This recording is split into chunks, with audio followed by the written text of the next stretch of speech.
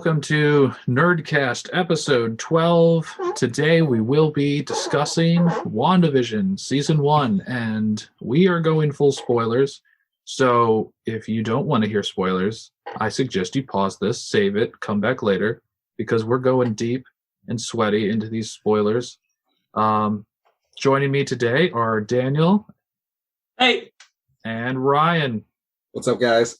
Super happy to have you guys here. Quick couple programming notes for the week. Thursday, we are recording a review of Spider-Man, directed by Sam Raimi from 2002. So very, very pumped about that. Next week, we are trying to decide what we're going to do on Tuesday, but Thursday, we will be doing the immediate reaction to Zack Snyder's Justice League cut. So stay tuned for that, because I'm sure there's going to be a lot of opinions about that one way or the other, and we will see. That'll definitely be an interesting one to tune into. But anyways, check us out on Facebook, Twitter. We have podcasts everywhere. Like, subscribe, all that good stuff. Thank you so much. Let's get to it. Daniel, question number 1. What are your overall impressions of season 1 of WandaVision? See, my overall impressions I was really happy that Disney and Marvel decided to do a series with some of the main characters of the Infinity Wars, of the Avengers. I was really happy that they did that, and that's not easy to do, especially because these actors, they're pretty high bill actors. And so I was when I heard that it was coming out as a series, I'm like, wow, they're really going balls deep into this. And they lost heavy in the Infinity War, because the Infinity War wasn't won by the heroes. Thanos won the Infinity War. Oh yeah, no, that was they lost heavily. Oh no, yeah, and you're still seeing throughout the entire season. You see that shadow, that Thanos casts, looming over. Which is, sorry, don't mean to interrupt, but kind of funny because they talk about Ultron so much, but it's there's so much focus on her relationship to Ultron and whatnot, when it really was, Thanos that had really more of an impact on her life, though, everything with Pietro is the result of everything with Ultron. So her whole life is just grief after grief. It's like her parents die and they sit there and she casts, I guess, here's a spoiler right off the bat, the probability matrix or whatever on it to keep the bomb from exploding. And then they get volunteer for Strucker's experiments. They get all radicalized. And then Quicksilver dies. Baron Strucker dies. Ultron dies, I guess. Then they go on to Civil War and she blows up a hospital in Lagos. And then her team falls apart, and then the Infinity War happens, and after she's finally found Vision, he dies. But not only that, she had to kill him, and then he got back to life, and he got killed right then anyway. So and then she had to watch him die again. Yeah, so she's not having a good time. No, she is not. She just needs a break. That's for the most part. I don't blame her for kidnapping a quaint little town. That's kind of where we kind of start with her as a foundation. So keep talking to me, Daniel, about whatever, that being the foundation, just kind of setting the tone for everybody. What else kind of popped off that you liked or didn't like, or just overall things real quick before I toss it to Ryan? If I talk about what I liked and what I didn't like, that might infringe upon a few other questions. But do the best you can. Here's a vague question. Give me a specific answer. Oh man. As far as what I liked and what I didn't like. So I liked the overall tone. I loved that it talked about mental health. That was one of the prevailing themes throughout the season. Let me see. Certain things I didn't like are really minor critiques. They didn't add the villain in until the very end, and I always have trouble with names. I'm terrible with names, but the one guy, the head of Sword, what is his name? Hayward. Hayward. There we go. There's like Hayward. Yeah, I mean, he was a bad guy, but he didn't seem like the villain. And he tried to shoot her kids at the very end. Like, oh yeah, no, he's like I said, he that legit guy, just was like, he just didn't seem like the villain. I'm like, and then of course they did show like someone who made more sense to me as a villain. But they didn't introduce her until like the last 2 episodes, and I well, technically, I mean, okay, all right. They introduced her a while ago, but they didn't introduce her as a villain until the last 2 episodes. Right. And for me, I love the buildup. I love the buildup. I love the confrontation, and when it gets to that point, just having her be like, "Psych, I'm evil" the entire time. Don't get me wrong. They have the Dragon Ball Z fight. It looked like Vegeta versus Goku in the first saga. Yeah, and then they have Beam Wars. they have a Beam Wars, and I'm like, don't get me wrong. Mm-hmm. I love magic fights, but I've seen so many magical Beam Wars fights. Dark magician, dark magic attack. Yeah, right. I've seen so many of them. Like, it's like part of me is like, part of me wants it to be, more like a chess match than a battle of wills. As far as like magic fighting goes, like I could go back to anime on that one. Which you could argue the whole season was kind of about from Agatha's point of view. Like she was really like an insidious being playing on the environment the whole time. Like she could have very well like revealed herself early on and probably not, been as successful trying to manipulate her. Of course, she still loses in the end. But well, yeah, because I guess she underestimates loses. I have theories about that, but you kind of nailed it on the head with your Dragon Ball Z analogy, because there's a lot more Dragon Ball Z connections than you think going on there. Especially feels like it, doesn't it? Especially with how Wanda defeated Agnes or Agatha or whatever the hell her name is. It's Agatha Harkness, but if you just take like the first part Ag, and then the last part of her last name, Ness, and put it together, Agnes. Is that how Wanda did it? Or? Yeah. I don't know. Well, I still think Agnes just like appeared and Wanda just didn't really know what was going on with that. Like, I guess she was caught up with it. Didn't she explain why she was there? She was like, oh, I felt like a big surge of energy coming on over here. And I was like, oh, it happened to be an Avenger. And then she stuck around to see what kind of mischief she could get into. And then she's like, oh, shit, this is... sorry. I don't know swearing anything yet, but she stumbles upon the Scarlet Witch and is like, oh, this is chaos magic, which is, I guess just means you have an infinite supply of magic, or that you can. Well, she appears to me like an element out of nothing. It's like. Yeah, she comes across to me as like an elemental being, like born of the earth and of like the cosmos, kind of by the end of this, based on like this prophecy. Now that we kind of know that she wasn't like, her powers don't necessarily come from the Mind Stone, they just amplified it, or I guess like really like souped it up.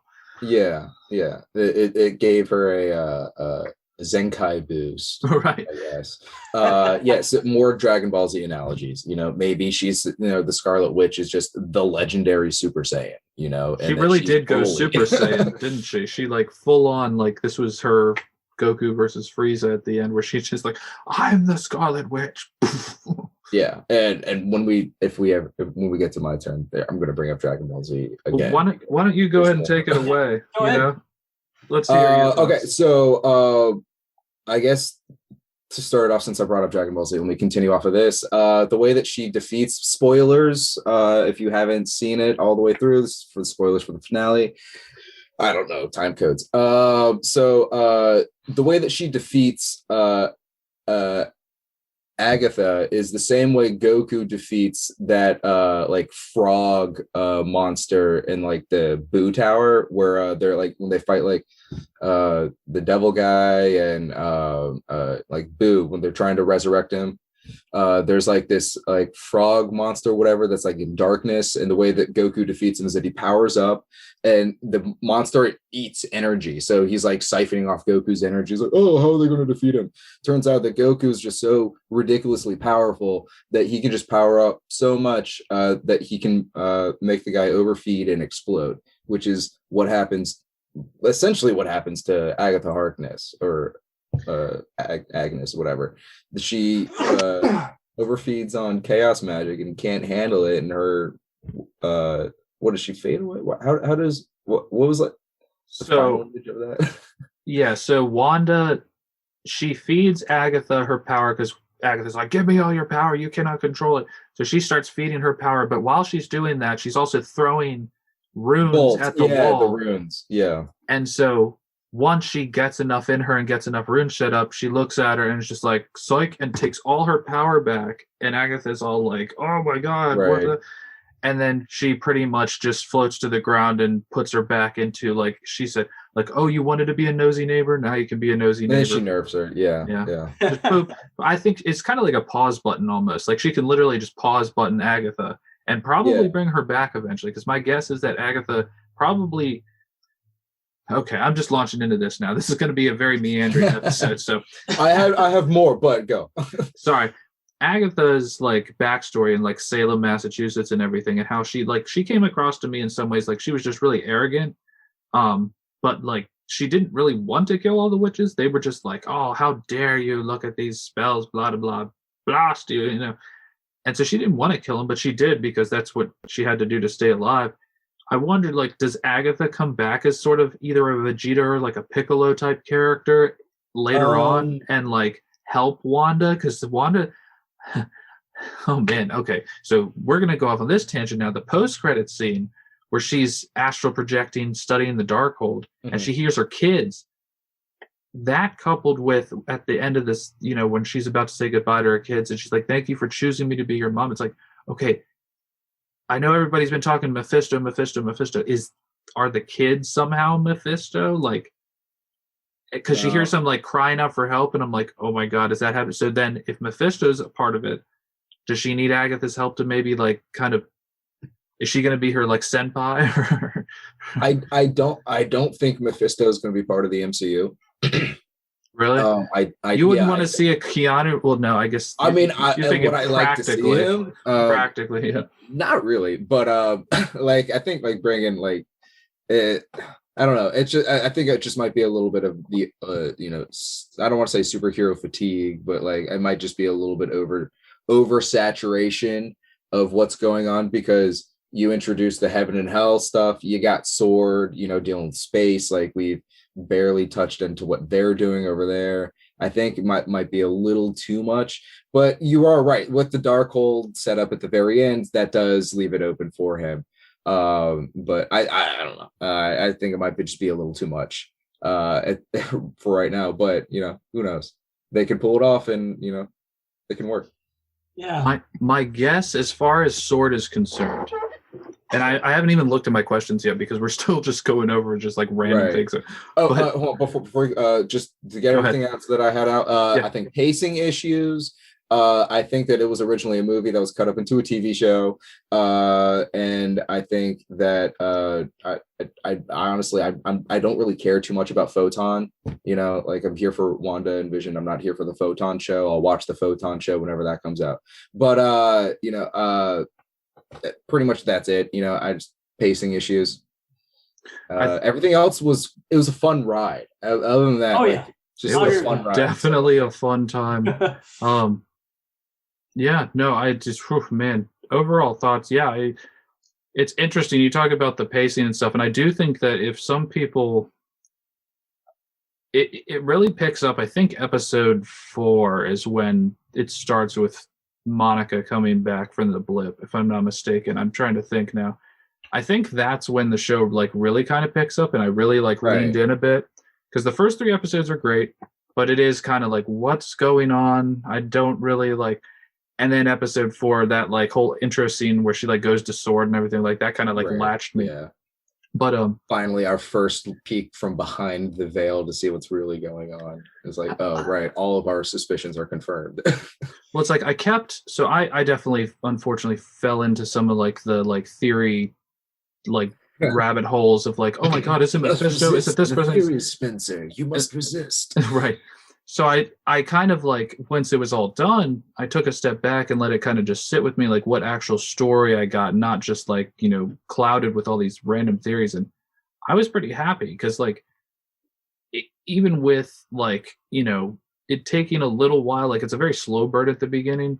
I love that they really established like Wanda and Vision's love for each other, so that the end scene where like Vision is just like he does the teardrop and it's just like, oh my god, they love each other, and he's like, who knows, I've died twice already, who knows if I'll see you again, kind of thing. I'm like, yes, like that hits home because they didn't lean into the bombast and the craziness. Like this show is really character driven, and now will those character driven decisions land and make sense for everybody? No, probably, but at least that would, like, if you're gonna err on the side of like giving them time to breathe and stuff. And I really enjoyed it. But let's get into it some more because all right. All right, perfect. Question number 2 is for Ryan. Are there any parts of season 1 that didn't land for you? Let's get it out of the way. Okay. Things that didn't really do it for me. Agatha. She's I mean, like I like her, but there and I like what they did with her, but there was stuff that there was stuff I wish they had done differently with her, especially the very end, when she reveals herself to be, the purple witch. Whatever she is. Yeah, the violet witch or whatever. Still unclear. Yeah. She kind of like loses all of her I don't want to say hype or anything, but just like, she wasn't very intimidating connection for you once she kind of came out. Yeah. It just kind of felt like she's too cocky. I don't like especially when we're dealing with, sorry, hold on. I don't know. It's just personal things that I'm tired of seeing in villains, especially ones that are just like too overly cocky like that, especially when they know that they're dealing with chaos magic. She made that assumption. What at the very end of what episode 6 or whatever, she's like, you're the Scarlet Witch and dealing with chaos magic. Is that her first time mentioning that that's what it is? Or but yeah, the end of episode 8 is when she first calls her the Scarlet Witch and all the chaos magic. Right. And then I don't know, some things like with Monica Rambeau just didn't land with me. It's just small things that I'm not interested in seeing. But they're there anyway for others to enjoy, and that's totally cool. They don't take away from the story. It's just, a huge thing that I didn't like about WandaVision is how freaking short these episodes are, which is why I have another suspicion why I think it was originally just a movie cut down into a TV show, or, cut out into a TV show. And then, filled in post where they needed to be. But like, I wonder how they did write it, because if they did, they would have, I don't know. Like, I wonder if they just had a really good story that they liked, and they were like, "Should we adapt this for TV?" Like this is a WandaVision movie that was workshopped and whatnot, and they're like, "You want to know it? Since we're doing this Disney Plus stuff, why don't we turn it into a show and put it on there?" And then, part of the reason I think it might feel like that too is that, as far as I know, this is a standalone like series. Like, we got it was a series, 9 episodes, and it's a miniseries. It's done. So as far as we know right now, there's not a season 2, and this was like, and basically, like you said, just a very glorified long movie. Yeah, and it's interesting because I think it's unfair for some people who are just casual viewers when they put in like hardcore stuff like Photon and the Skrulls, and even like Jimmy Woo is a bit of a like. I mean, even Darcy's a bit of an Easter egg. Favorite part of the show, Jimmy Woo. Favorite part of the show. Just by far. I said in my Discord, I could easily see a Coulson who. I could easily see like a Darcy and Woo, just like a buddy cop thing across the Marvel universe, just like helping out all these random things like the Hex and stuff like. But it's like X-Files. But for casual viewers of the MCU and some, like if you recommended this show specifically to somebody, that stuff just is like over their head. Like I know that Photon is setting up like or she's going to be a bigger part in Captain Marvel 2 would be my guess, and they're kind of backdoor piloting her the way they. Berlanti did with Flash and the Green Arrow show. But so Photon is Monica? Photon is Monica. Okay. Yeah. I wouldn't call myself a casual viewer, but I definitely had no idea who like she was the little girl in Captain Marvel. And so her mom in Captain Marvel has died of cancer during the I know. Oh, I know. And Photon was her mom's pilot call sign. Yeah. So she's not Photon yet, but she got her powers now, and she will be probably called that soon. And then like the Skrulls are setting up Secret Invasion. I mean, all this stuff. I'm sitting here like, oh my gosh, because at the end of Spider-Man Far From Home, they reveal that Nick Fury's is with them, the Skrull right now for some period of time while he's building Sword. So yeah, I mean, for the casual viewer, that stuff probably just goes right over their head, and it is kind of shoehorned in here at times. I think there's a couple things in here. Not to just like pass it to myself, but there's a couple things specifically like when you say like, okay, 10, 15 years ago, if you just said like engineer in a Marvel movie, we wouldn't immediately think like Ben Grimm or, Sue Storm or Reed Richards, like, oh my God, we're going to get one of them. Knowing that there's a Fantastic Four movie coming. There's a couple times where I feel like they included stuff like that and we're like really leaned into it. And part of that is, I think, Quicksilver for me, like, you got Evan Peters, and it's like, oh my gosh, this huge cameo, that's crazy. But then it is really just a boner joke, isn't it? They brought him back to be like, like that's what that is. And that's totally what that whole engineer reference was, that whole aerospace engineer, just for it to be, it's like a huge troll, and I don't necessarily appreciate that, like on certain. Like on a macro level, I don't really like to be trolled by this stuff. I think it's hilarious. It's funny. It's objective. It's funny, but at the end, it's just like a reference that dates a movie, or just like that people don't understand anymore because it was so of its time. It's how toxic these gamers are, or sorry, not the gamers. Nerds are out here. Over time, people are gonna forget, that that was a thing that like for a while people thought that it was going to be Reed Richards was going to be the aerospace engineer, and then it's just going to be like, oh, I have an aerospace engineer friend, and then it's just an aerospace engineer friend. And what could have been, what was, if I'm not saying that's what they did, but like we kind of brought it upon ourselves by hyping up that that line of dialogue. But if it was that, they wasted time and dialogue and resources with what is going to essentially just fade away with time, a reference. Well, but I don't think that's at all what they did. I think it was just, I think we hyped ourselves up. We fell victims of our own blunders. Good pull. Daniel, did you have any gripes about the season that you really want to touch on? Okay, there are a couple of them. I already mentioned how there was no like real build up to the villain and the boss fight. That's something I like to see. So I already mentioned that. The other big thing for me. So the first the first 2 or 3 episodes, when you have no clue what's going on, like to me there wasn't a hook in the first 2 episodes. Like, they're like, I knew to keep watching it because at this point. Like when I started watching it, it was already like 4 episodes deep, and all of my friends, like you mostly, were freaking out about it. And I'm like, okay, it's going to get good. So then I watched episode 1 and 2, and I'm sitting there, I was like, and I'm staying awake. I'm staying awake.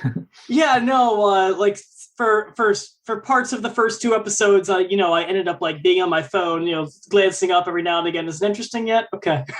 Right. Yeah, It's kind of a, as short as these episodes are, it's kind of a slow burn, especially if you watch it twice, because I'll watch it with like my roommate, and then our friend will come over and you hadn't seen it and be like, all right, well, let's watch it again. It's like I'm watching the same I Love Lucy episode again.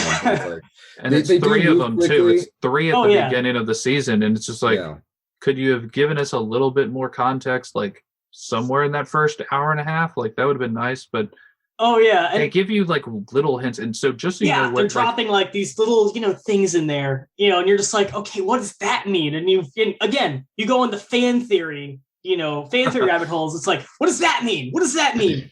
And then finally you said episode 4 it was, you see behind the curtain, and you're like, oh, okay, now it's getting good. All right, cool.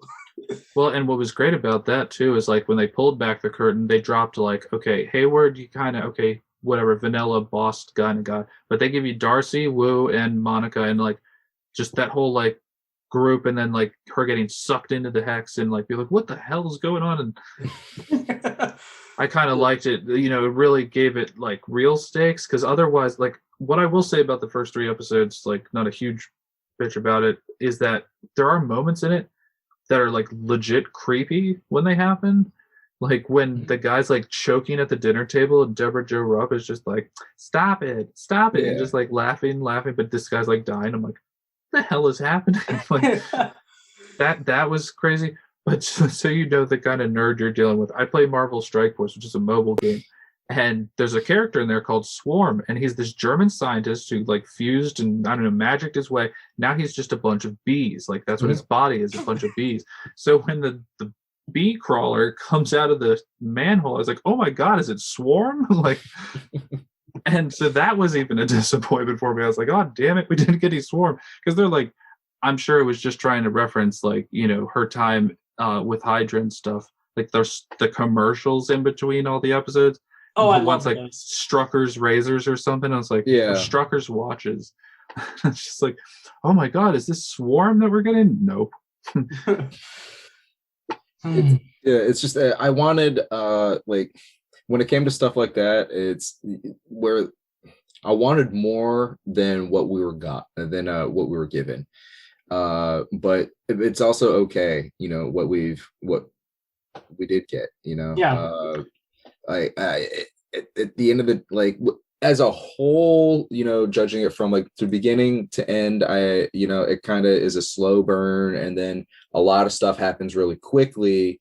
And then we're kind of like in I don't want to say like a limbo, but it's like we don't know where we're going once like Quicksilver shows up, and then that whole thing just happens to be ends up being like a red herring, and then it ends up with like a Dragon Ball Z fight.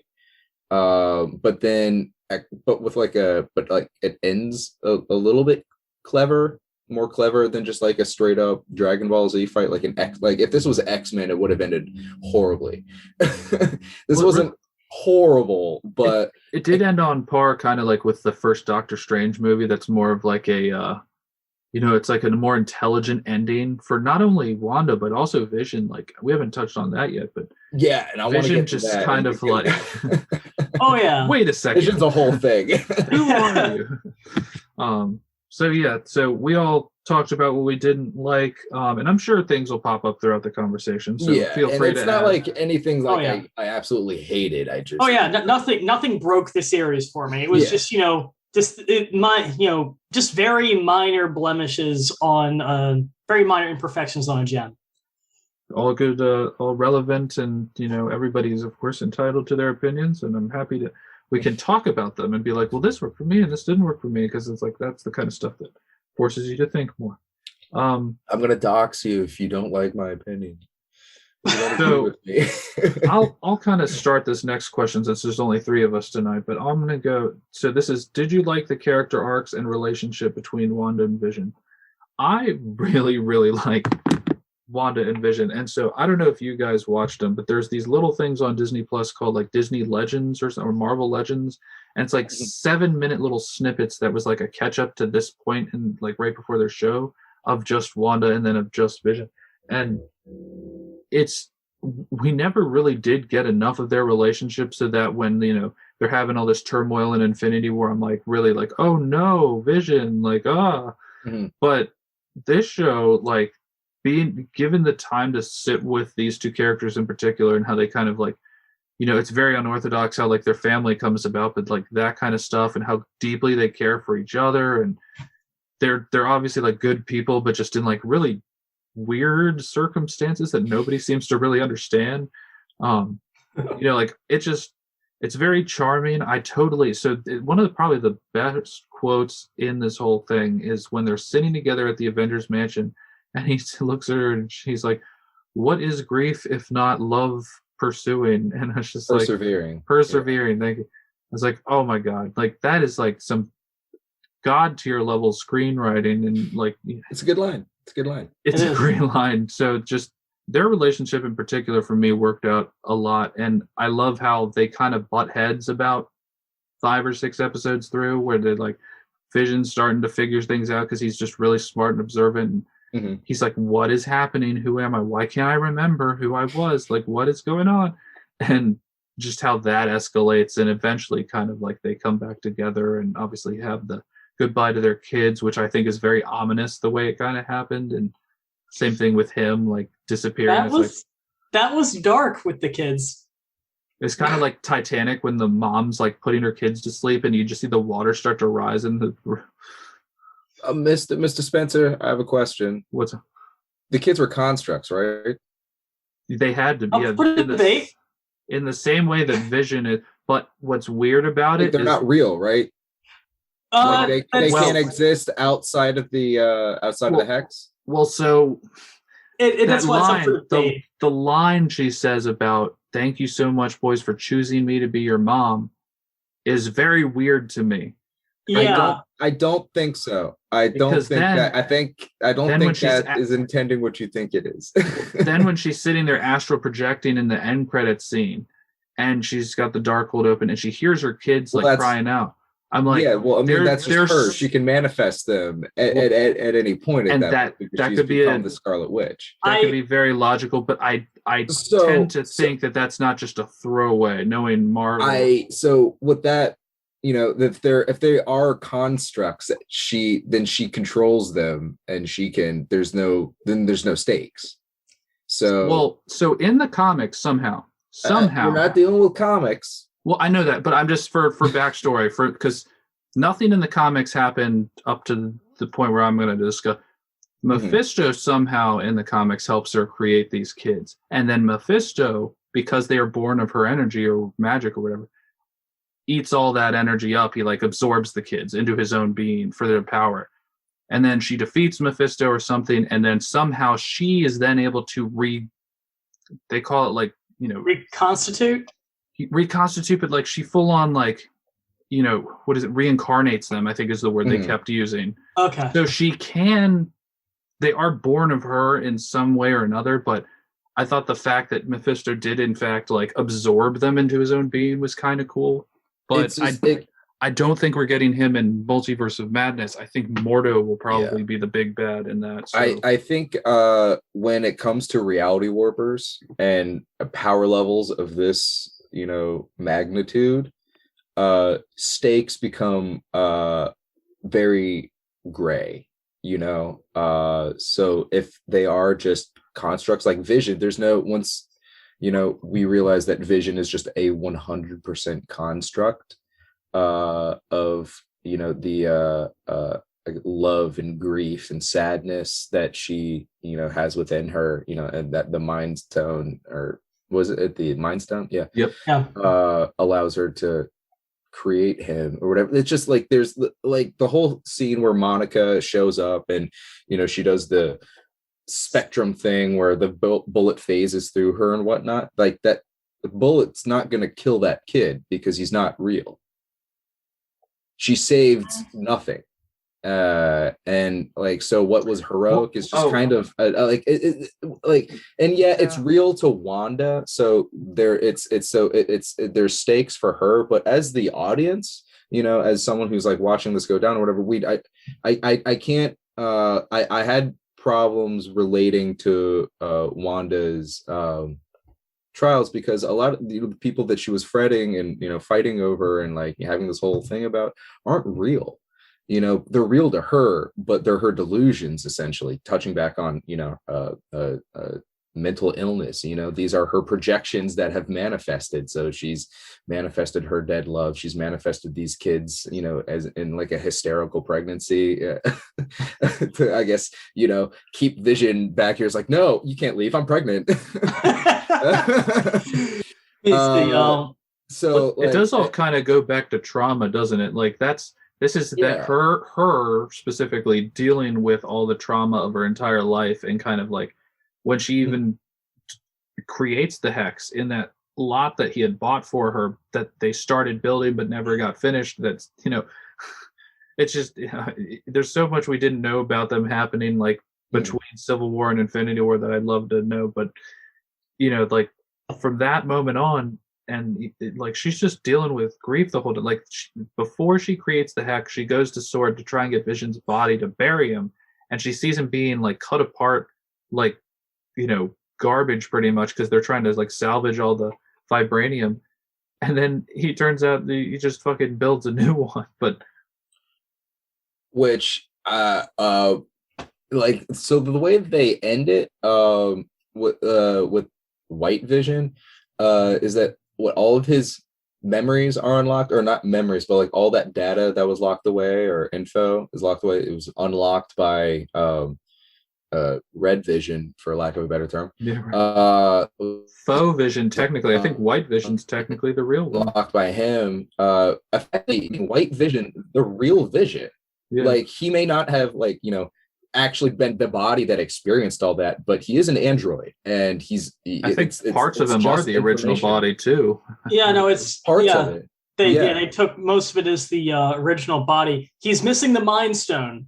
Right, but the Mind Stone isn't what made him him. I believe that's a line that they said in like Infinity War. Yeah, no. He's made up of a complex system of, you know, Jarvis, Tony, Banner, Ultron, yeah, and you know, the Mind Stone. Yeah, but he's still him. You know, that's like all those stuff makes him and whatnot. Yeah, no. In Infinity War, they mention that they can take out the Mind Stone, and Vision's going to still be Vision. So Vision's back. Yeah. And Wanda doesn't know that. Oh yeah. I mean, Wanda Vision just flies off. Well, she must have realized at some point, like, wait a second, my husband, my construct husband, was fighting this other like doppelganger. What happened to him? Like, I'm sure that thought crossed her mind at some point. She's probably like, he probably just bailed once he unlocked her, because that fight just kind of ends, and then they have like a rope, which I like the way that ended. It ended up being a logic battle, which is how it should have been, because they're robots. I did like that. Yeah, I was actually waiting. I was waiting for them to semantics each other to the point where one concedes. Yeah. when it happened, I was so happy. I'm like, yes. There was some like more really good writing there where he's just like, wait a second, who are you? He's like, I am Vision. Who are you? I absolutely loved Paul Bettany and this whole thing. I loved every performance. Like, there wasn't a performance I didn't like. He does a good stone-faced. Even I wasn't a big fan of her character. Still a great performance. Like, I absolutely believe. I don't know the actress's name, but I absolutely believe she enveloped that character. It was great. But you know, Paul Bettany does a really good android. Like, I'm trying to think of my favorite androids. Like Alan Tudyk and iRobot was another really good one, and also Rogue One. Sunny, but, yeah. No, so like Paul Bettany, shout out to him for like that scene in particular, just how well he played it. And he was playing two completely different versions of himself, which I thought is really cool. Like, anytime an actor has time to explore that kind of thing. Did you see his I guess like he posted a video, like I guess way before, maybe it was before WandaVision came out, whatever, but he was like, WandaVision is going to have a special cameo with an actor that I've always wanted to work with. And everyone's like, oh, that's Benedict Cumberbatch or whatever like that. It's like, no, someone he hasn't worked with. So it's like, oh, maybe it's himself. Maybe this is him being cheeky. This is Gilderoy Lockhart moment. Allow me to introduce you to the cameo. Me. Yeah. Me. That's a good call. So, right. Did you guys want to touch any more on their relationship? Were there the other things? There were some things I wanted to respond. I respond to while Ryan was talking. Sure. All right. So first was I'm not entirely convinced that the kids were constructs, and the only reason for that, so Spencer said that, when Spencer mentioned when she said, "Thank you for choosing me," like that does seem like an awkward line. And I feel like I feel like they're going to expound upon that more. And at the very end, it has her kids' voices, crying out for help. Okay. They're putting that in there as a hook for the next season. And so part of me is like, they're not just going to put that in as a hook if they don't exist. It makes you think. So I'm not entirely convinced. There is a lot of supporting argument to say that they are constructs. But part of me, that's totally fair. That's totally fair. The pieces are there, and I think storytelling totally hinges on the process of, or the process of setup and payoff. So that is set up, and that payoff is a possibility. They didn't. It's kind of like the old adage, like if they don't die on screen or something like that, then they can always come back. If you don't see a body, it really begs the question: where is it going to come back, though? Doesn't it? Because so they can bring the kids back and whatnot. I was going to say, it begs a question because we know this is apparently supposed to lead right into Doctor Strange 2, which is Multiverse of Madness. Mm-hmm. We know that the next time we see Doctor Strange is going to be in the Spider-Man 3 No Way Home in December of this year. And then, by the way, I totally think Strange could whoop Wanda, and I don't even care what anybody says. I think Strange could he has the ultimate ability of doing the ring and just sawing limbs off. I don't understand why that's not his go-to for everything. He could like Wanda can have unlimited power and whatnot, but I agree. I think he's much more trained in the ways of everything than she is. Because remember, she's just kind of comes from a radical post-Cold War, old Soviet country type place. He actually was a doctor and went and then did all that kind of doctoring preparation on being the scientist or the Sorcerer Supreme with the previous Sorcerer Supreme. So he beat Dormammu and Thanos at this point. Doctor Strange could take her. Now, having said that, of course, she had no training. She did have no training, and Scarlet Witch literally turned the tide of the whole Battle of Wakanda by herself twice. If Thanos hadn't switched it back, but then also in New York when she's fighting Thanos, she shows up and she's just if it wasn't for a sucker punch that Thanos, or no, he had to call the volley. That was when he called the volley on on his own troops. He's like, do it! And then that's when it's they're firing upwards. It's why? And then you just see this Super Saiyan Goku comes flying. You see that little Super Saiyan. But it does beg the question, where do these things pay off? Whether it's her kids, whether it's White Vision, whether it's Agatha, where do those pay off? Because again, as of right now, there's no season 2 planned. She doesn't know about White Vision. Exactly. She doesn't know about White Vision. Yeah, and, she because she didn't see him fly off. She probably assumes that her hubby Vision destroyed White Vision. Do we think that some of these people who were, had their cells realigned and reoriented, like Monica's, do we think they're gonna get mutant powers or something? Is this the particle accelerator event? This might I think it'll have something to do with how we get mutants, but I don't think it's going to be the only way we get mutants. It's probably going to have something to do with that. This multiverse question is just so interesting, isn't it? Like, what are we actually getting from the multiverse would be my question. Is it going to be mutants? I mean, I hope they introduce mutants. There's a rift in space and time. Does that somehow I had a whole discussion about Wolverine this morning, and this picture of Zac Efron as Wolverine, and how you want to know it, do it, just do it.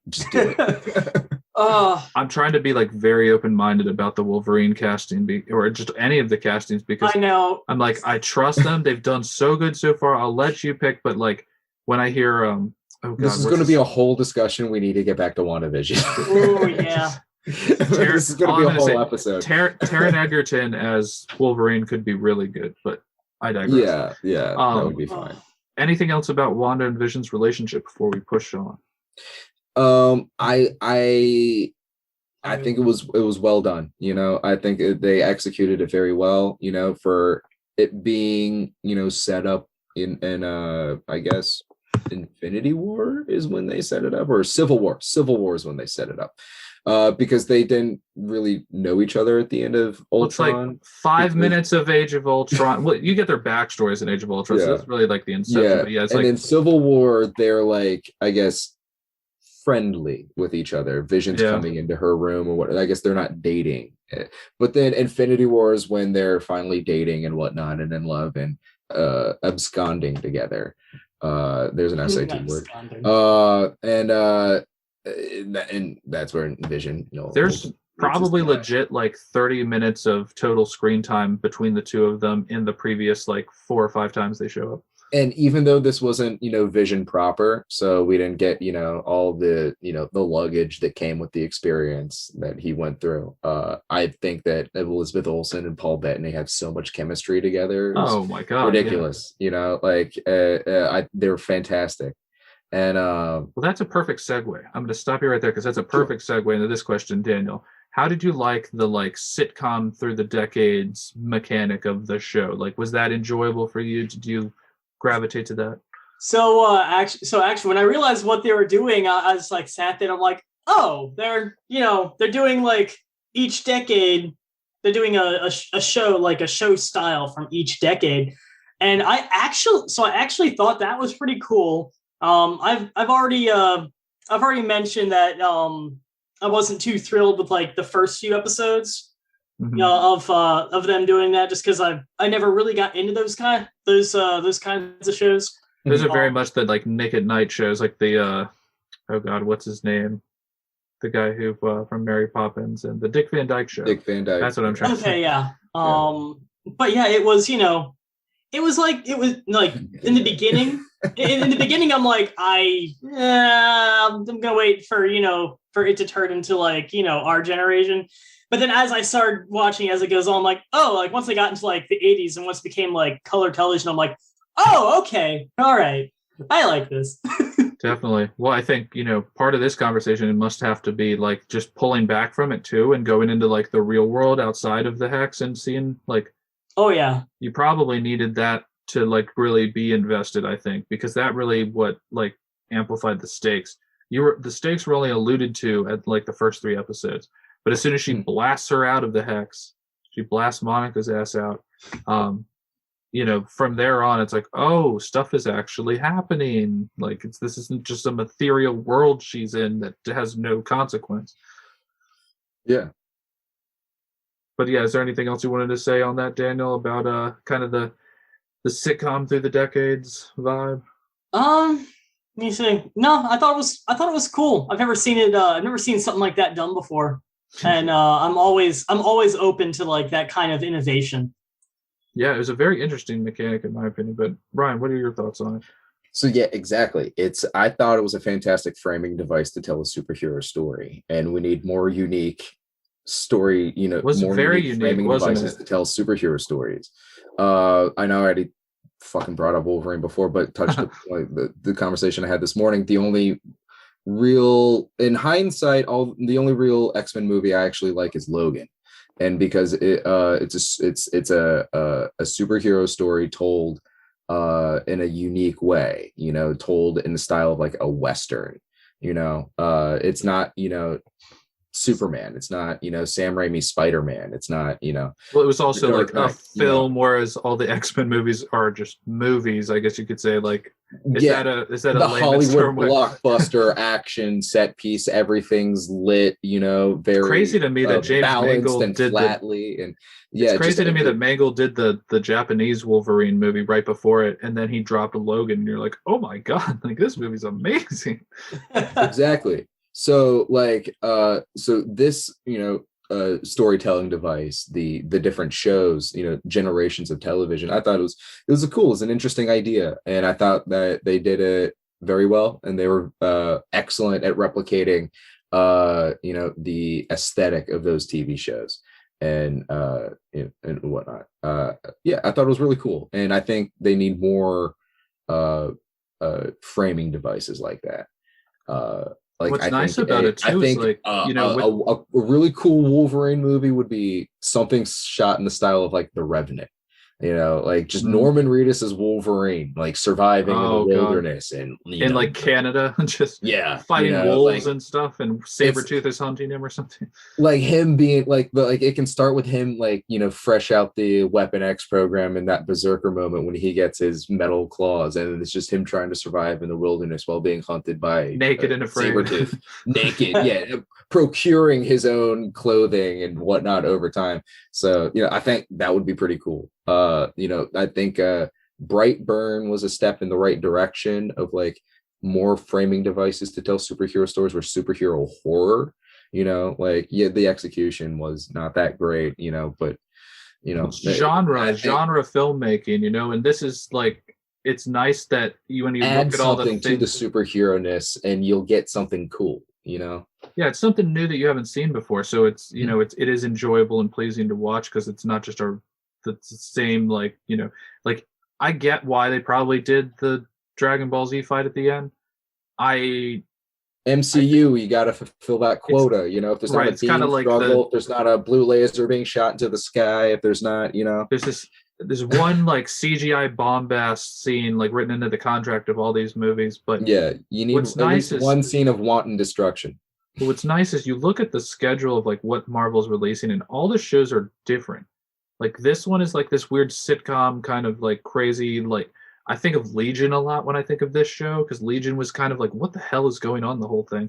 And then so you got WandaVision, and then we getting Falcon and the Winter Soldier, which is more of like a globe trotting, like Mission I think that's Impossible probably movie. more of a return to form, like a Mission Impossible or something like that. And then Loki is the one that's like, what the hell is this movie or show coming out? Because it's they're with the time, basically the time cops, or like your Doctor Who's of the Marvel world. Or that one's gonna have to win me over, because I'm not the biggest fan of the character. Really? Loki. Yeah, like I just the way everything that he's done basically after Dark World, I think is like. Well, I think it's really interesting. This Loki takes place like immediately after the Battle of New York, and he's just.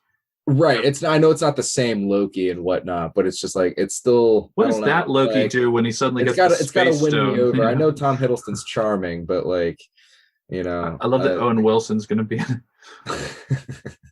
But anyways, were we done with the frame of this one? I keep getting off track because I'm so pumped. This is the first time we've talked Marvel on this podcast, so I'm just like, oh my god, so much to fucking talk about. Yeah, I believe so. I think brilliant frame. Fun framing device for a TV show. No doubt. Yeah, I love that the lady from Modern Family like tweeted or something. She was just like blown away by how good Elizabeth Olsen did her character. So we got that one. I wonder how her sisters feel about her stardom. Sometimes relevancy. Sometimes with these podcasts, questions just seem to land on the right people. We were just talking about this earlier. Ryan, what are your thoughts on Sword's involvement and side characters like Hayward, Monica, Wu, and Darcy? So I like them, but it also falls under the whole pacing, issue that like there's kind of a protagonist issue going on. I mean, not really, because it's still clearly Wanda's story, but they also so so desperately, not desperately, but they so want to tell the story of Monica Rambeau as well. Where she really deserves a whole story. If they're going to set her up like this, a whole story to herself. Of course, with the backing staff of Jimmy Woo and Darcy and Haywood. I like all that because I like them there because you need that balance to what's going on with Wanda and Vision. And you don't have Shield anymore, so you got Sword. Haywood or Hayward. Hayward, I think. Hayward. Hayward is your generic suit type. But I honestly, mustache twirler. Honestly, he could have been played by David Harbour. Literally any 40-year-old white male. Yeah, just but he fulfills that role well. That the corporate, I need this. This is my weapon. This is my property. Let me get it back. It's kind of like the Ben Mendelsohn's character from Ready Player One a little bit, but like a little less like overtly swarmy. Or Ben Mendelsohn's character in Rogue One. Yeah, actually, very much. Or that Ben Mendelsohn's character in Far From Home. No, Hayward is Krennic, confirmed. Yeah. The multiverse is wild. Ben Mendelsohn is in all of the franchises. I like them. They were cute. They were fun. I always enjoyed seeing them and what they had to say. I have been in love with Kat Dennings ever since House Bunny, I believe is the first movie. Oh, she was in that, wasn't that? Yeah, she was like the emo one. Oh, that's hilarious. Good pull. That's a great funny movie. So so seeing her back, I always liked her character in the Thor movies. I think she's spunky or whatever. I like the way she calls Mjolnir Mew Mew, whatever. She's great. It's nice they made her a doctor, like she didn't just do nothing during the blips. Character development. She's got a doc. Oh, that's something we haven't touched on. So this happens right after Endgame. Endgame happens in 2023. So there's still this is still 2 years in the future technically, which is kind of crazy to me. This happens after Endgame but before Far From Home. Yeah. Sorry. Continue. Yeah. I know. And how long was the gap between Dark World and I don't know, timelines? Ways. Yeah. But no, it's cool that they brought up that she finally got her doctorate, and that's cool little character info that expands the world a little bit further. But what I can say is that I'm in love with the Jimmy Woo character. He's amazing. I thought he was funny in the Ant-Man. What, Ant-Man 2 is the one that he's in? Ant-Man and the Wasp. Yeah, Ant-Man and the Wasp, yeah. I thought that he was okay in that. That's like I've seen the trope before, of the the what are they called? The clueless CEO, or we've seen this trope before, but I'm glad to see him come back and really step into kind of a character on his own and not just be a character trope. Yeah, not just play a trope. Well, he's a very capable guy. Like he's what Jar Jar Binks should have been in the terms of like he's kind of funny. Everything and goofy. Hinges on him. He was right the entire time. And I love that, like, at the end when Hayward's just completely off his rocker, he just like calls in the FBI and they just show up because they he's their guy kind of thing. Like the stuff like that. Like you were talking about with Ant-Man and the Wasp, the subtle little like, oh yeah, I'm Officer Jimmy Woo, and he like flicks out the card like Paul Rudd did. So he actually like sat there online trying to figure out. I don't know. That kind of stuff that tickles me, if that's makes sense. But Marvel has a real way of like endearing you to these like quirky, fun characters that aren't the superheroes. I think that's a very special point. It speaks to how well like Kevin Feige and many others have kind of curated this universe where like in any other cinematic franchise ever, Jimmy Woo and Darcy Lewis would have been completely, and even you could say what's her name? Tiana Paris's character, her name is Monica. Okay. Oh, okay.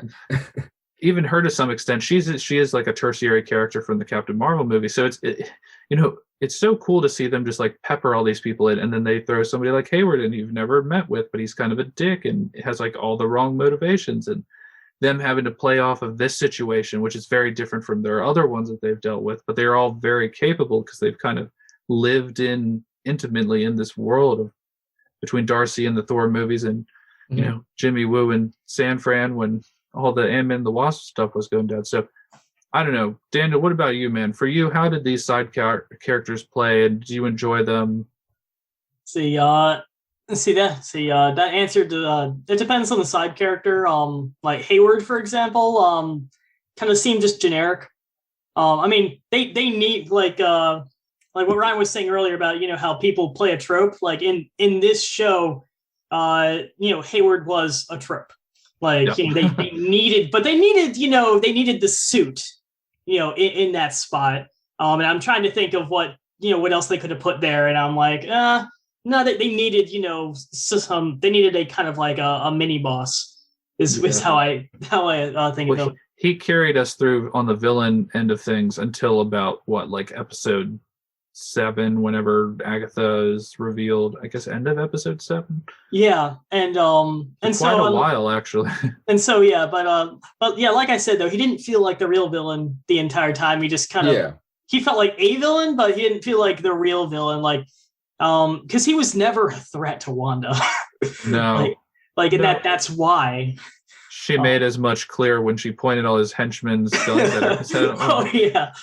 I like how I like how she didn't kill any of them, even though like she's looking like a villain. Wanda looks like a villain for a little while. But that for a little while. I mean, the whole she show. is the villain. She is. Yeah, Wanda looks like the villain for a little while.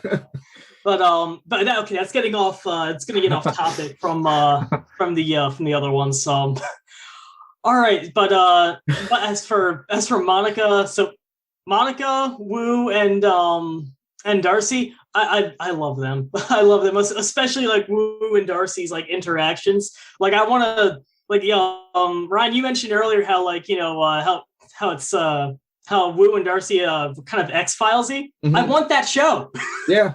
I want to see that show. That's them going around because them going around like solving different like X-Filesy kinds of things with just like metahuman stuff, aliens or I hope they get high ranking positions in like Sword. That would be awesome to see them like intimately involved when we get like Captain Marvel 2 and Secret Invasion. I would love to see that.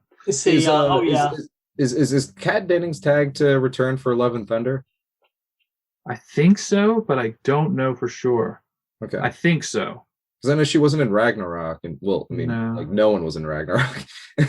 No, but it does beg the question if they have enough time for her, because I think they're doing part of like the Guardians of the Asgardians of the Galaxy part of that movie as well. Right. Yeah, I'm so confused about what's going on with Thor in terms of where everyone is, because it's a Taika Waititi movie, so he could be literally anywhere and nowhere at the same time. I know. And it's going to be hilarious. I know that much. Ragnarok is such an outlier because there's really no connection to the other Thor movies besides Loki. Because Selvig's not in it, Darcy's not in it, Jane's not in it. It's so interesting. It's another tangent, but it's so interesting if you go back to the 2014 presentation where he announced Thor Ragnarok and the title graphic they had for it. And then what it ended up changing to was like a very 80s heavy metal, awesome, Mad Max Fury Road kind of deal. And it was totally different than this, it looked like very dark text that was the original probably plan for Thor Ragnarok. It was all the events that occurred, but just not funny. Was what they were planning on initially. See, I actually God, we didn't get that. I really liked Thor Ragnarok. Yeah. I loved the humor that was injected into it. He's got such a style, the way his writing is, you can just tell that it's like a Taika Waititi piece. Like a TD joint. Oh man. Shit. I do want to talk about Thor Ragnarok, but I feel like I feel like when we're going down the Marvel rabbit holes, that's like 16 or 17 of 23 we got to get to. Yeah, it's like we're gonna eventually make an episode on it. Definitely. Daniel, I'm gonna jump to the next question now. What are your opinions of Billy and Tommy? Billy and Tommy? See. I believe I already answered names. Those are the kids, right? Yes. Okay. Lincoln and I'm Speed. so bad with names. Yeah, no, like I think we kind of already talked about this earlier. How they start off as kind of constructs from Wanda, and yeah. They start as constructs from Wanda, and we're not very, and at least I'm not very sure by the end. I don't know. Like, I'm trying to imagine the show if they'd done the show without them, and it's kind of. So for me, it's kind of a silly answer where it's like, assuming that they're real and can come back at some point. Yeah, they're great. Yeah. If they're totally just a figment of her creative imagination, then kind of like, well, okay, but like so this is kind of like this moment this is gonna be a weird crossover. This moment kind of reminds me of like Snoke at the end of episode 8. How they killed Snoke, and you're kind of wondering like, okay, what are they gonna do with him now? Like, yeah, is he really dead? Sure. Is there something else going on? Like, boy, was there indeed something else going on? Yeah, no, and so like watch it. So I mean, we didn't actually get to see the kids die. God, that scene was dark because the first time they were being ripped apart, they were crying and screaming for mom, and I'm like, so that's not going to happen when they're going to bed. I think it's just like an all at once. She just takes them out. I would assume. I don't think she would have them like in their imaginary room crying in agony. So that kind of touches on what I was talking about, them being constructs and whatnot, being aspects of her psyche. Because I think like her saying "thank you for choosing me" is kind of her giving I don't know if this is exactly what is going on, but I think what it is her giving acknowledgement to some quote unquote sentience to the constructs that she's created. Like it's giving them agency, even though they really,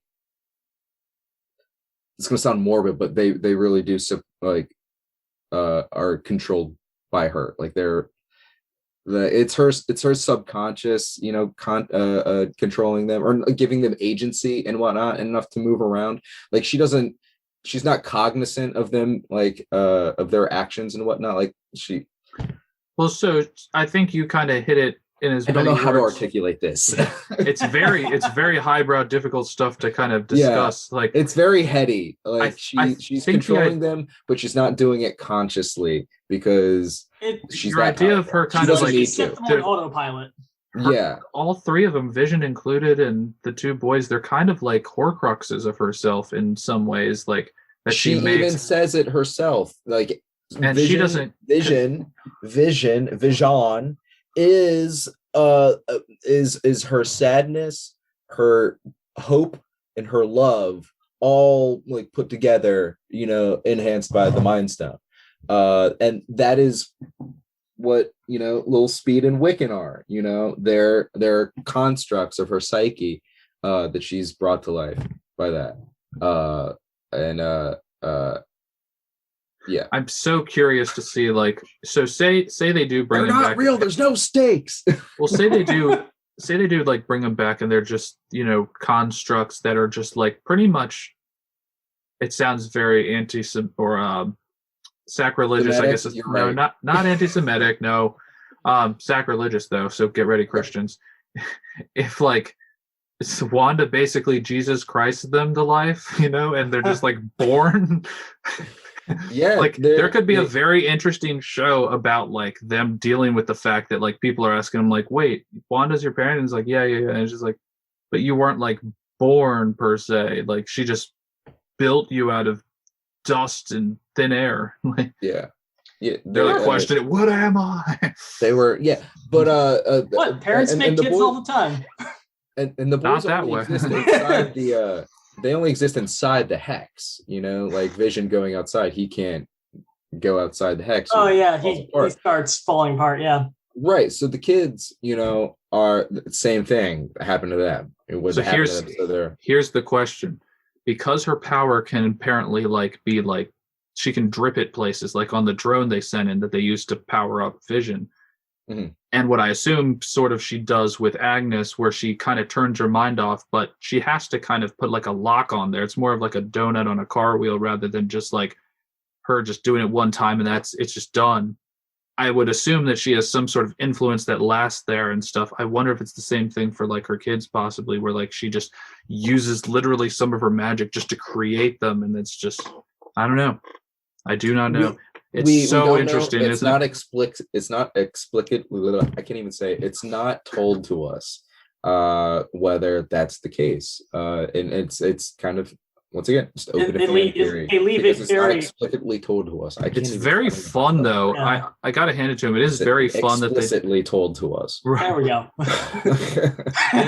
It is fun they don't tell us though, because I kind of like being able to just like think about it and then maybe we'll get it explained. I hope we do eventually. Like if I don't know if they'll ever do like a Young Avengers thing, but I feel like they didn't explain it to us on purpose so that they could let our minds wander, because if our minds are wandering and we're thinking about the shows, and if we're thinking about the shows, then we're going to have more of a vested interest in when they return. And then Busy makes money. Yeah, no, basically. Daniel, was there anything else you wanted to touch on or anything? About the kids? Yeah, no, I honestly hope that they return, and I want to see how Marvel and Disney I want to see if they do return, I want to see how they what the vehicle they use to bring them back. Hopefully they bring more of that Incredibles like goodness with them. I was here for that. Yeah, everyone lined up. Man. It was 100% the Incredibles. Like Incredibles. By the way, we own Pixar too. Ryan, did you have any more thoughts on the boys before I move on? I don't think they're real, and I didn't care about them because they weren't real. So yeah, that's kind of where I am. It's a very strange place to be. I've never been that way with characters. Like, well, if they exist, then they're great. If they exist, great. If they don't. I'm not super familiar with the Scarlet Witch character besides like her connection to Magneto and and whatnot, but like I wasn't super familiar with Speed and Wiccan. So when they donned their their costumes and whatnot for the Halloween episode, I actually didn't realize that Wiccan was wearing like his comic costume. I thought he was wearing something akin to Doctor Strange, so I thought that was a Doctor Strange reference. Just the cape. I was like, Strange doesn't wear a headband, but the cape, maybe that's Doctor Strange. But well, that's kind of me too. I don't really like I only get comic knowledge pretty much from the limited comics I've read and like just what people theorize online. I really come at these all from like I'm a visual like movie and TV viewer. That's where my knowledge base. So come at us in the comments if you want, but like when we don't know every little detail, that's typically why. Usually, and I love to hear it. I love to find out, but despite not despite, but like in addition to like what I've read, which isn't a whole lot. It's usually like what I've read online and like read comic books online. But I'll watch like YouTube channels like Comic Explained or Comic Story, and they do a lot of summaries and like explanations of like characters and whatnot. So that's really where my knowledge comes from, is like those things. But so it's a great resource. You can learn tons in those. Oh yeah. I don't have time to read all 1 billion comics of Spider-Man, so I can probably get them on have Rob from Comic Story and Comics Explained give me a 2-hour-long video, The Death of Spider-Man. Right. Yeah. All right, Ryan, so the next question is we get like 3 villains in this movie, 4 if you count Wanda, but 3. I like that you said movie, because that's what it felt like. It is. Yeah, I keep going back and forth because it really does feel like just a a movie that took 8 weeks. Honestly, I need Topher Grace to just, suck it up and do a fan cut of this thing as one giant movie. That would be funny. Your question, sir. But yeah, what are your thoughts on the villains and how they were used? And I kind of already touched on Agatha. Sorry, I already jumped the gun. But I already touched on Agatha, where cool up until the reveal. The reveal itself being like, it's Agatha. Agatha, I thought that was funny. It's like. I don't know if that's referencing a specific TV show or if it was like the Munsters. But so quick crazy facts about the Agatha All Along jingle. It was made by the people, the Lopez is who did the Frozen songs. So that's pretty crazy. Catherine Hahn actually is the one singing it. And it hit like #1 on Billboard randomly on iTunes or something, and it's been that for weeks, and it's just hilarious that's not even as a joke. People legit I gotta buy this jingle. Songs of Bob, and I killed Sparky too. Yeah, I even killed Sparky too. I was like, okay, all right, but then she's just, I'm a generic purple witch. I can beat red because I'm purple, and purple is blue and red. I thought they were going to touch on that a little bit more, because it's like, Wanda's red, Rambo. It was Flora versus Merryweather in the animated Sleeping Beauty movie. Make it blue. Bloods come together again to beat crud, I don't know. But do you think that's more in the writing or the direction, or because I don't really ever give that to actors so much in these big CG bombast moments? It's like they're not the ones sitting there what we should do? We should go floating around on high wires and throw imaginary bullets at each other. You want to know what? Probably not at all. I don't think they have any say unless it's something that they don't think is safe or super uncomfortable. Or is this drawstring too tight? yeah, just shut up, get in the suit and jump on this thing.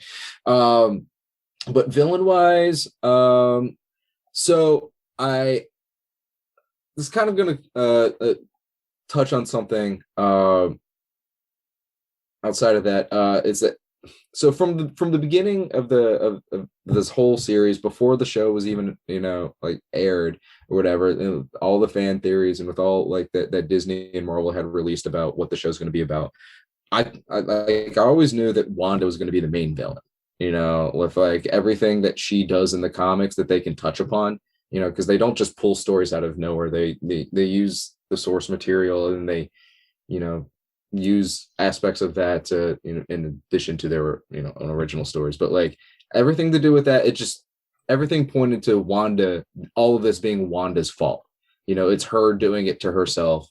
That was never a question that Wanda was going to be the ultimate villain of this whole thing because she's just uber powerful. That's what you do with reality warpers. What stories can you tell besides their powers going out of whack? So just look at Legion, that entire story is about his powers just going out of whack and they're all trying to stop it and whatnot or whatever. I always knew it was going to be her. So when, David Harbour shows up, when Haywood shows up and is like, I'm, your generic corporate bad guy, I'm going to be, uber industrial and try to, take things that I believe that are mine. I knew that he was kind of really nothing because Wanda can just make him into nothing. And then Agnes's reveal, is there is someone else in there? I thought it was really cool. It's nice. It was cool seeing another magic user. Because there's really only 2. It's Doctor Strange and her. We haven't really gotten many, have we? And even her wasn't we always thought it was more of just the Mind Stone. And the sorcerers that show up at the end of Endgame. So it's not saying there's only 2, but we really only know a handful of straight up magic users. I was gonna say, other than Doctor Strange, we really don't get too much. Yeah, it's the sorcerer oh my god, was it the Sorcerer Supreme? What is Tilda Swinton's character? Sorcerer Supreme. Yeah, is that what she's called? Yeah, because then he eventually, I think in Doctor Strange 2, will take on the mantle of that, I believe. Yeah, I just can't remember if there was another title or another name that that character went by. But yeah, the Sorcerer Supreme, is one that also shows up in Endgame as well. But other than like, the magic, ninja stuff that they do, there's no like, you know, and then stuff that like Scarlet Witch does.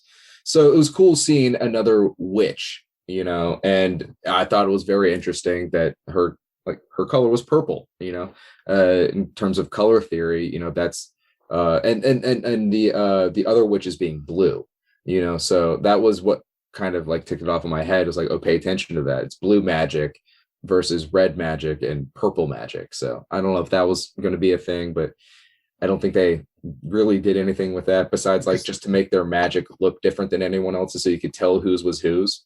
Well, it's weird because now that I think about it, the Dark Dimension was full of purpley dark kind of magic. Like when Caecilius and his acolytes or whatever they call him, they get like all their stuff. There's a lot of like keep forgetting that that's his name, Caecilius. Yeah. Mads Mikkelsen got shortchanged. I thought he's such a good actor, and he was just like a generic sorcerer character. But Caecilius is such a Caecily name. I thought he was going to be badass too. I'm getting off track again, but like when he cuts the one sorcerer's head off, like first scene of the movie, I was like, oh damn, like this kid's going hard. But yeah, talk about a strong opening image that just kind of whimpers out at the end. Because then they go into that huge like Inception fight, and you get the first real taste of what like legit magic in the MCU looks like. Mm-hmm. Oh man, yeah, no, I wonder if Catherine Hahn's character or Agatha, if she at some point did like touch into the dark dimension powers, and that was what was like not allowed. And like she has like the Darkhold. The Darkhold, I think historically in the Marvel lore, is like not to be trifled with lightly. Like it's legit like Book of the Dead kind of thing, or Necronomicon. Yeah, it's like a Necronomicon. It's written by Chthon, I believe, and that's like who like I believe like Scarlet Witch's dad is. It's Scarlet Witch is a lot like Raven, in that like her dad's Trigon, and that I think like Chthon is some sort of like eldritch. Magneto's her dad, isn't he? I thought Magneto was Wanda's dad. So yes, Magneto is Wanda's paternal father, but much like Sidious, using the midichlorians to create Anakin Skywalker, like Chthon influenced like where her powers come from. The Scarlet Witch chaos magic powers come from Chthon. Oh, okay. Yeah. I got the Star Wars reference threw me off track. I was like, we got to talk about that at some point, but yeah. Oh, that's like a theory that like that Darth Sidious influenced Shmi Skywalker's pregnancy and created Anakin. That's probably a long conversation I don't have time for right now. But man, like as soon as I hear that, I'm like, but how? That's not possible. Yeah. So yes. Wanda is the biological daughter of Eric Lencher, but her powers and the Scarlet Witchness of her comes from Chthon. And I think Chthon was one of the ones that was like a not as mainstream as Mephisto, but like he's like Sidorak. Well, the theories that were coming out was like, oh. I do not know who Sidorak is. Sidorak is the god that powers the Juggernaut. The Juggernaut gets his powers from the gem of Sidorak, and Sidorak is the eldritch god that powers that. He's like a big, like, kind of reminds me of Ganesh, Oh yeah. But he's not like an elephant. Because Juggernaut has mystic powers, not mutant powers. Yeah, I always forget that. His powers come from the same source as Scarlet Witch, which is why it's red, because he's red. Sidorak is red, not Chthon. Okay. They don't come from the same place. It does kind of like same concept. It does beg the question though, like, with stuff like Scarlet Witch, or I guess WandaVision, and then we have stuff like Doctor Strange too, and then Blade eventually. Are we going to get into this like crazy like underworld of like demons and like insidious beings like Nightmare and Chthon? Ask Jared Leto. I hope. Morbius. I always like seedy superhero underbellies. Mm-hmm. Morbius is technically in the MCU in some really weird tangential way because friggin' Sony. Well, what's his name shows up in it? The guy who played Vulture, Michael Keaton. In the trailer, and he's like they're talking about Spider-Man or something. So what? So we'll see. But he's like, see any spiders lately, Michael Keaton? And he's like, That's if they don't somehow like he's on Birdman. They don't seal away Spider-Man in some pocket dimension that only Sony controls after this last movie is made. I would be very surprised if he comes back for much more, just based on their like, he's R.I.P. We're not letting him go. He's gonna go to the negative zone. Well, I can't blame him too much because they got too much money right now. Like, he is their premier franchise at Sony. They cannot let that one go. But anyways, was there anything?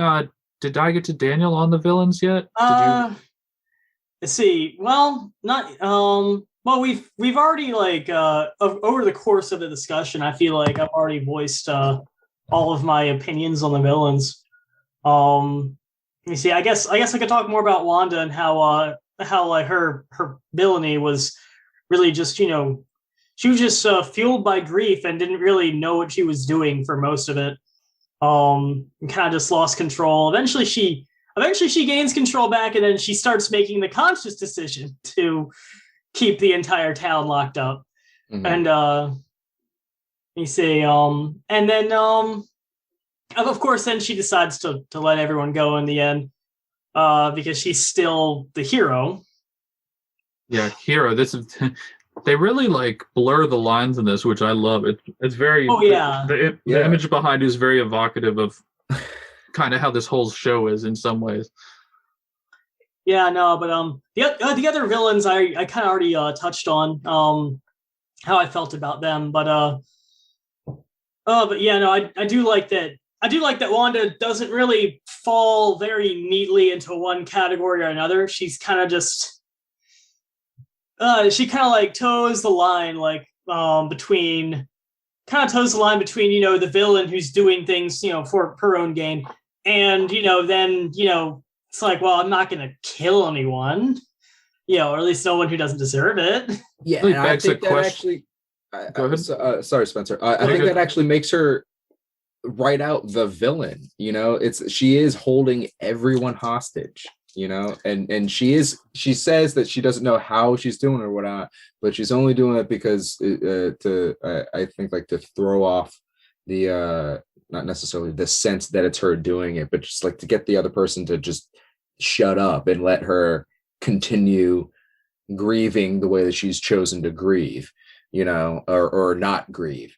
But I think that just like makes her just outright the villain. So I know I've already did my piece on the whole thing, but she's the bad guy right off the bat. She takes everyone hostage and then lets everyone go at the end. It's really and then just like fucks off. I was gonna say with no consequences.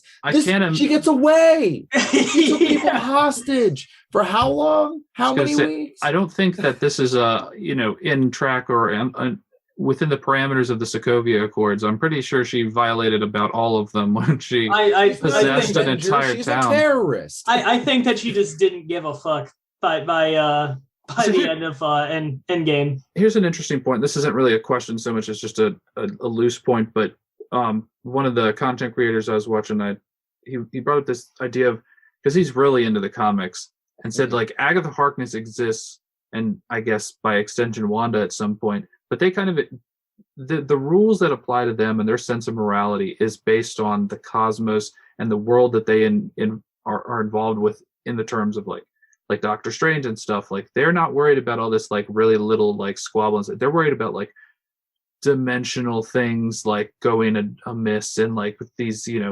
ethereal big beings, pictures, like really big picture really heavy stuff. Yeah, so Agatha in the comics at least isn't so much of a bad person. She's just like, she's not concerned with a lot of the minutia of human existence and stuff like that. She knows how much stuff exists. She's been around since what was the Salem, Massachusetts thing in like the 1400s or something, right? And you're talking comic Agatha, 16. Right? Yes, comic Agatha specifically. Okay. So it's yeah, I mean, who's the villain? It's got to be Scarlet Witch, because she legit like possessed all these people, and that's just like they were mind slaves and body slaves. It's very much and like Agatha was more of just like an opportunist, really. Yeah. She was very much, and she was, I don't know, she wasn't trying to save anybody, but she was going to inadvertently save people by taking away Scarlet Witch's power, I would think. Right. Like, right. Yeah, no, she wanted, Agatha's motivations were for personal gain. I mean, she was going to save the entire town in the process, but she wasn't doing it for them. Right. You see, they did paint her out to be evil, though. I say that I'm referencing when she killed the dog. Like, I'm like, okay, all right, you're evil. She had no qualms about being, doing bad shit for no. Yeah. Was Agatha secretly the good guy the entire time? She infiltrates this hostage situation. She's able to construct her own I need to go back and rewatch the whole season now that everything's out in order, and I can just plow through it in like a day or two, and that way I can really like trace some of these through lines a bit better, because I'm sitting on this having watched it once a week until it's finale. But I wonder, knowing everything and what to look for now, what we might pick up on, like little subtle acting cues, because there's a ton of like little like very tiny things, especially when like they break character and sort of in some ways break the fourth wall. Like I think of like when Catherine Hahn walks into the house at one point and she says a line and like the laugh track doesn't go off and Vision's looking kind of weird. She's like, "Did you want me to take that again?" And like there's like little things like that I'd love to. The one specifically is when they're out. It must have been like episode 3. Vision's out talking to the black guy who's their neighbor, and he's acting all weird, like sawing the cinder blocks. And she's like, looks at him and like shaking her head and stuff, like, "Don't tell him this," or whatever. I'm like, what was that about? Like, I'd love to go back and try and pinpoint what exactly some of that was. Well, you want to know what? They kind of explain it with everything that goes on with Agatha, and apparently it was nothing. She bewitched him, remember? Right. So it was honestly probably just for the audience. Like that, in the grand scheme of things, in terms of like the actual plot, that was just for the audience to see, the little, whatever, because they write her as one of the afflicted, one of the afflicted town hostages. But with the whole it's Agatha, thing that so she was in full control of herself the entire time. She has full autonomy, so like even Vision, like, in the car scene where it's like, am I dead? No, why would you say that? Because you are, even though that whole scene, she has her full faculties the entire time. Vision actually doesn't do anything, doing that. She's just such a mysterious character. Does like this is I don't think that actually means anything. Like, I wonder so much, like, how are they going to, like, at this point, I need them to do a Scarlet Witch movie, not anything else. We just watched it.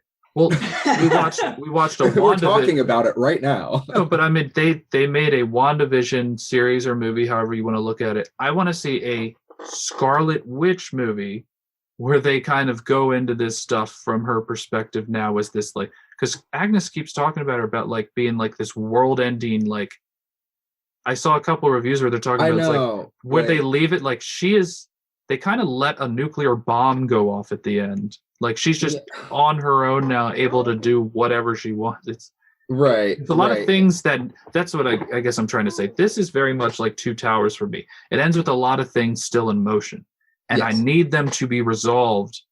And it doesn't have to, the reason I say a movie is because it doesn't have to be a full season of it. But I would like to see a couple of these shoes drop and see where they land. And maybe that's what we're going to get, and we just don't know yet. But I would like a Scarlet Witch movie, I think, because I don't want to over-encumber the other movies we're getting with, but more Scarlet Witch or more of it. Like, it could be cool in small doses, but I don't need like full storylines shoved into these movies. At this point, I don't want to see a Scarlet Witch movie. I just want to see Kevin Feige's notes. Of which I'm sure there are copious amounts of. There's probably drawers and drawers. Let me see your notes. I want to see what idea you have, and what the hell were you thinking? It's a cool idea, then maybe I'll be down. But it's like Moon Knight, when Moon Knight shows up, like what is going to happen? I don't know. There's so many crazy things. That's Oscar Isaac, right? Isn't Oscar Isaac playing Moon Knight? Oh yeah. Can't wait. I think they left I think they left so much in motion because they want people to be invested for season 2. Again, Disney, wants to make money. Are they going to make a season 2? That's what I'm so curious about. If they do, I think, I mean, See, I don't know if I want another season long. I kind of just want a giant, like, fully formed movie that I could just sit on. Give me 3 episodes dropped all at the same time, 45 minutes each. If you want to do that. Otherwise, let's move on. 2 weeks. We got Falcon and Winter Soldier. That's the thing. It's like there's 10 Marvel projects coming out this year, and this was only number 1. That's why I think I'm so excited about Marvel stuff, is because if this is what they're teeing off with, who knows what the rest is going to be like. They're profoundly good at like subverting expectations in the best possible way. I cannot wait to see what becomes of everything else. Which actually leads me to my final point, and I'll start this one off. What like kind of things do we really want to see touched on, or what are we most excited about going forward now that we have season 1 in our pockets? And I think it's kind of just like what becomes of the WandaVision family, of like the 4 of them, WandaVision, and then Wiccan and Speed. What ends up resolving with all of them? Do they eventually, is it like Scarlet Witch, White Vision, Wiccan and Speed, like reincarnate? Like, that's the one thing I really hope they don't just leave up in the air.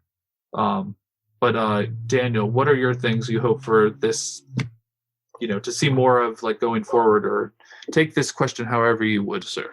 See, well, I want to see some of the stuff that they left off, that some of the loose ends in WandaVision. I want to see some of that resolved. Whether it's a movie or a TV show, I'm down for whatever. I'm here for it. I like closure, and I want to see that in this series. Let me see. So there's that. I don't know a whole lot about Photon. Let me see. I know that Monica's powers, have manifested. I know that that's gonna eventually come up, and so I'm like, all right, well, we've seen her introduction. We don't really know which. We have an idea of where she's gonna go. She's gonna go up there. You see, it sounds like Ryan wants to say something. No, I'm saying that's where she's going. Oh yeah, she's going. Yep, she's going up. To the sword in the sky. Yeah, and then do you think that's what Doctor Strange was saying to Tony at the end of it? It's like no, not put on the thing. Space. He's like, no, look up. Look up. And then I want to see more of Wu and Monica. Like I loved those 2 characters, and I'm like, they did a great job, and I'm like, I want more of that. I want more of this. Like I don't want that's why I'm kind of hoping for a season 2, because I want to see more of them as opposed to like a movie. Yeah. I'm super down for all that. And Ryan, what about you, man? Things that you really want to see touched upon, or maybe not touched upon? What say? So what I think would happen, or what I think should happen, if the story continues from where I think the pieces are lying right now, with Wanda, besides like her reading the Darkhold, everything that's going on with her psyche, I think that if Speed and Wiccan, or Tommy and Billy, were to like show up again, I think they would. I think they're just their presence indicates that Wanda is still wounded. She's not healed, and if she were to be healed and not be as like I said, wounded, as she is right now, they would cease to be in the picture anymore. I don't think Speed and Wiccan and would be around, because she is who she is and has been through all the things that she's been through. They're going to show back up again, because they're manifestations of something bad going on inside of her mind. I think I want Chthon to make an appearance, or at least be touched upon. That's why I don't think it's going to be Mephisto. I think it'll be Chthon, because Chthon has the direct relationship with Wanda outside of like her dealings with Speed and Wiccan. But like, yeah, Mephisto is someone that like she has to deal with and whatnot, but Chthon is where everything originates from. So I think that's where that would probably go. I would like to see White Vision make a return, and I would like for her to realize that that's her hubby right there, just in a new coat of paint. And some really cool armor. Like, I know that Vision's got this stuff going on and the stuff on his head and all that kind of stuff, but like the white Vision, I feel like you look at his face, it's got hard edges, and it's got like a cool design. He looks like a Power Ranger. Like, he looks so Vision cool. 2.0. And then he opened his eye. He did the thing where he restored his memories and then opened his eyes, and he had normal people eyes. And I was like, I think that was the biggest letdown. Was his eyes at the very end. I think they should have been like yellow or something instead of being blue. To signify that it's like Mind Stone or something along the lines of that. Other than that, I just want to see her in Multiverse of Madness, and I want to see the X-Men connection. Definitely. Which is going to be it's got to be some sort of art movie or some sort of noir, the X-Men connection. Most definitely. Well, is there any final thoughts, fellas? Daniel, you want to go first? You got any final thoughts as we wrap up? I see. Honestly, so my final thought is even though it sounds like the entire time we've kind of been bashing it, like I really enjoyed it.